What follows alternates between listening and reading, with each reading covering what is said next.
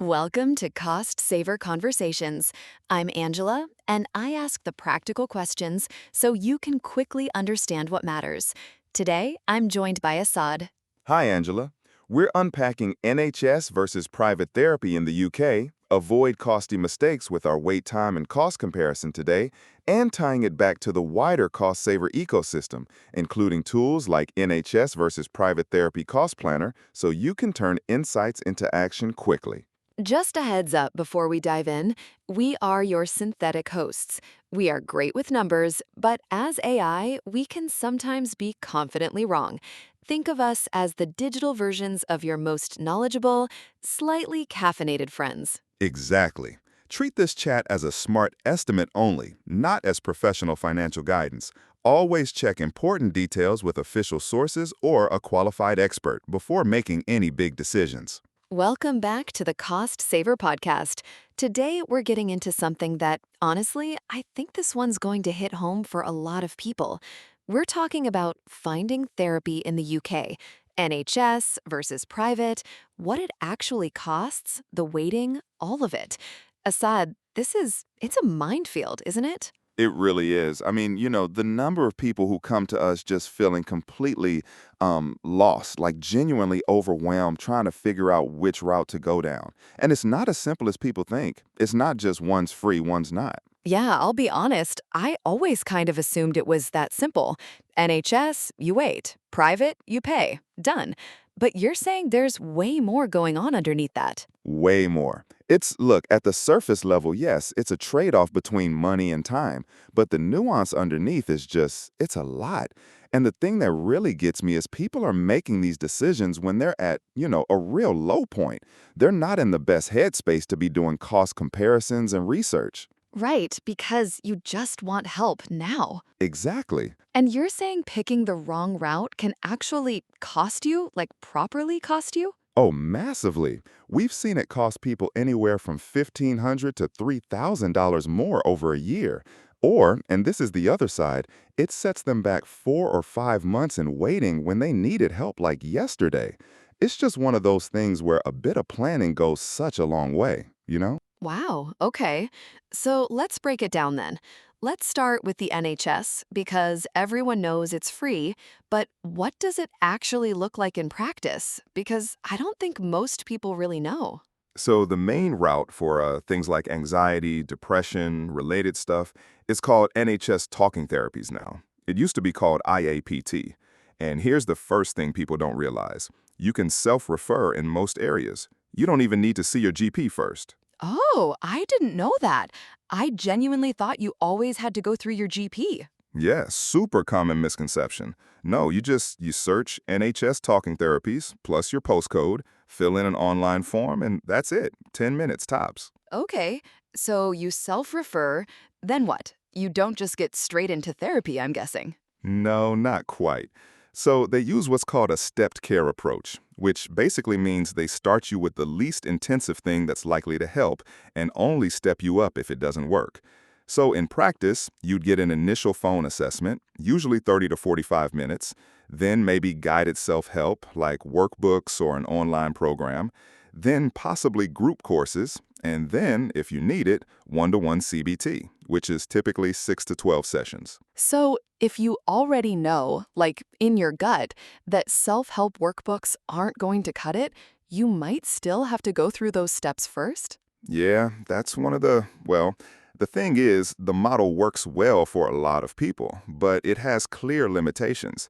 If you need something other than CBT, like, say, psychodynamic therapy or trauma-focused work, your options on the NHS are far more limited, and you might still have to start at step one regardless. Okay. And the wait times, because that's the big one, right? That's what everyone talks about. Yeah, so the wait times are a real issue. NHS England's target is for 75% of people to start treatment within 6 weeks, and some areas hit that, but others, you're looking at 12, 18, even 30-plus weeks between assessment and actually starting therapy. 30 weeks? That's over half a year aside. I know. When you're really struggling, that's just It's an eternity. And here's a really important warning that I think most people don't realize.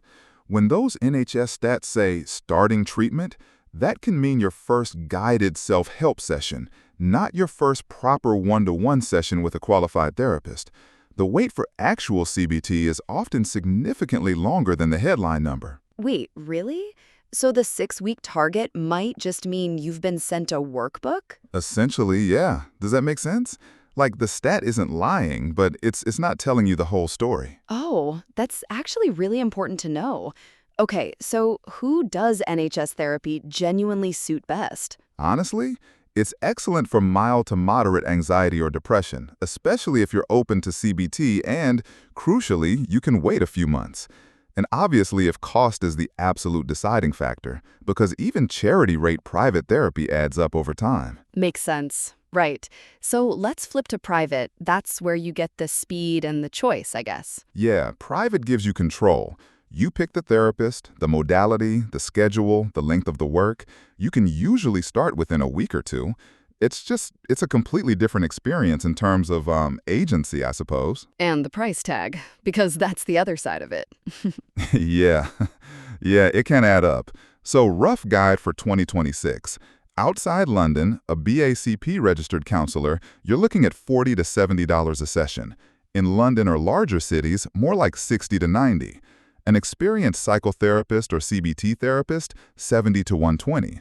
And if you need a specialist, clinical psychologist, EMDR, trauma work, that's 100 to 180, sometimes more. And if you're doing weekly sessions, that adds up so fast.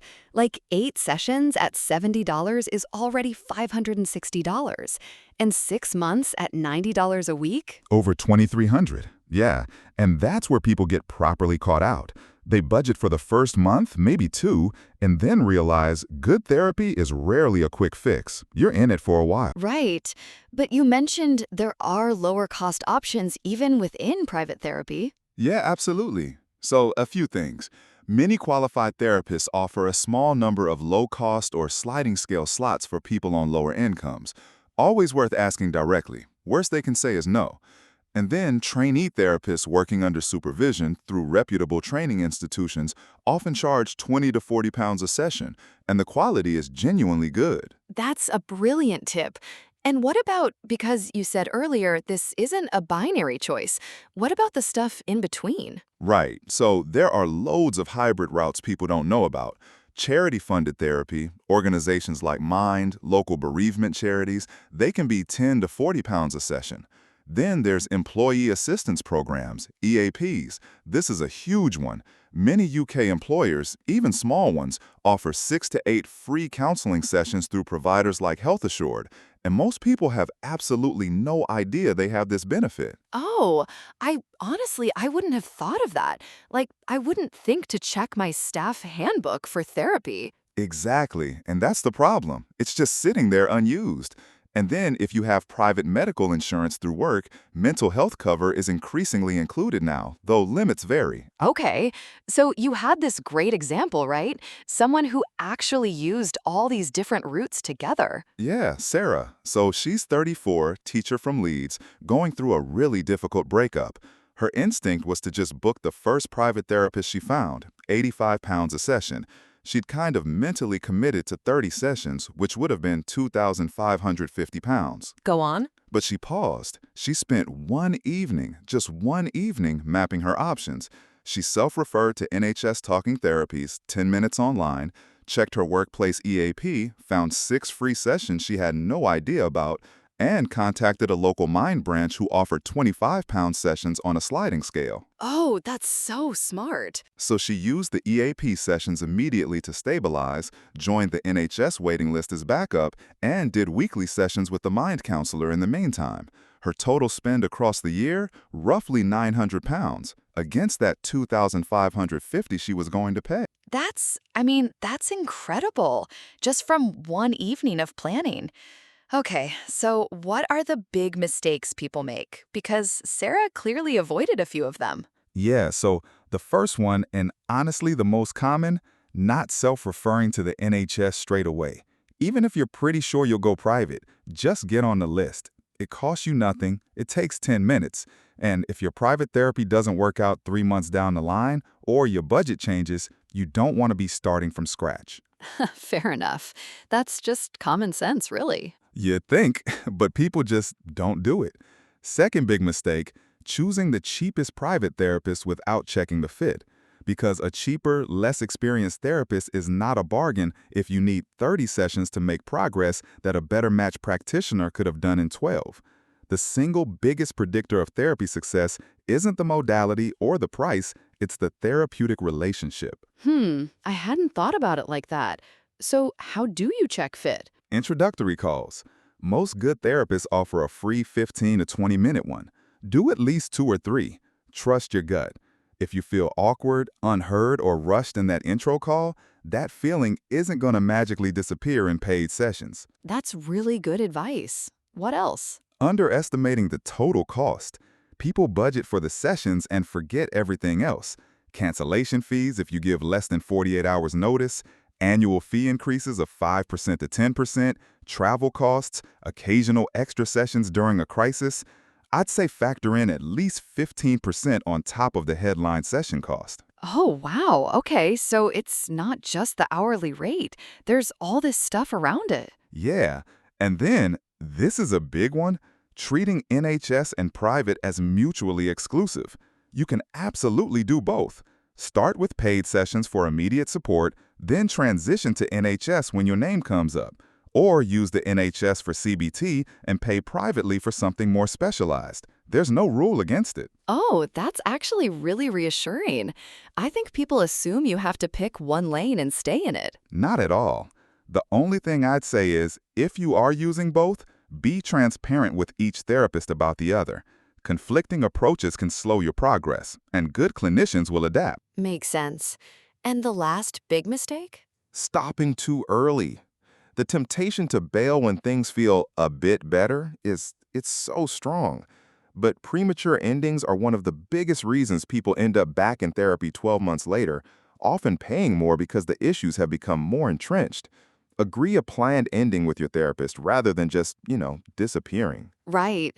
That's actually it's counterintuitive, isn't it? You feel better, so you stop, but that's exactly when you shouldn't. Exactly. It's like stopping antibiotics because you feel fine after 3 days. Not quite the same, but you get the idea. Yeah, I get it. Okay, can we do a quick run through the actual numbers? Like, what does 12 months of therapy roughly cost across the different routes? Sure. So, assuming weekly sessions were applicable, NHS talking therapies, CBT, 8 to 12 sessions, that's free, but expect a 6 to 20-week wait. Charity-funded counseling at $20 a session, 40 sessions a year, around £800. Trainee therapist at $30 a session, 40 sessions, about $1,200. Mid-range private counselor at $70 a session, around $2,800. Experienced psychotherapist in a city at $100, about $4,000. And a clinical psychologist with a specialism at $150 a session, around $6,000. So the gap between charity funded and a specialist is just enormous. Yeah, the difference between option 2 and option 6 is over $5,000, which is why running your specific numbers before you commit is just so worthwhile. And I should say, a higher hourly rate doesn't automatically mean better therapy for you. Match matters more than money, once you're above that sort of very inexperienced threshold. That's a really important point.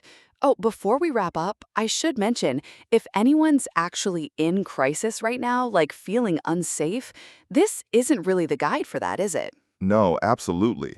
If you're in crisis, feeling unsafe, unable to function, thoughts of harming yourself, please don't try to navigate waiting lists. Call NHS 111 and select the mental health option, contact Samaritans on 116-123, or text SHOUT to 85258. Those are free and available 24/7, and A&E is the right place if you feel immediately at risk. Thank you for saying that. Okay, Assad, to wrap things up, if someone's listening to this right now and they're trying to figure out what to do, what's the one thing you'd tell them? Honestly, give yourself one evening, just 1 hour. Map out all your options before you commit to anything. Self-refer to the NHS even if you think you'll go private. Check your workplace EAP. Look at charity options in your area. Do intro calls with a few therapists. That single hour of planning can save you hundreds or even thousands of pounds and weeks of frustration. It's the highest return hour you'll spend on this whole process. I love that. 1 hour of planning. That's your homework, everyone. Thanks so much, Assad. Thanks, Angela. Quick side note, this guide connects with other cost saver blogs, especially your energy bill breakdown, cutting laundry drying costs, and improving your home's energy efficiency. Exactly. And reading those together helps you connect the dots across your household budget, not just this one topic in isolation. And if you want to apply this immediately, jump into tools like NHS versus Private Therapy Cost Planner right after this episode. Primary sources used here include NHS talking therapies for anxiety and depression and how to find a private therapist, so you can verify the data yourself and stay evidence-led. That wraps this cost saver conversation with Angela and Assad. If this helped, share it with someone who could put these ideas to work this week. Your next step is simple. Try NHS versus Private Therapy Cost Planner, then read your energy bill breakdown and use them together to take action today.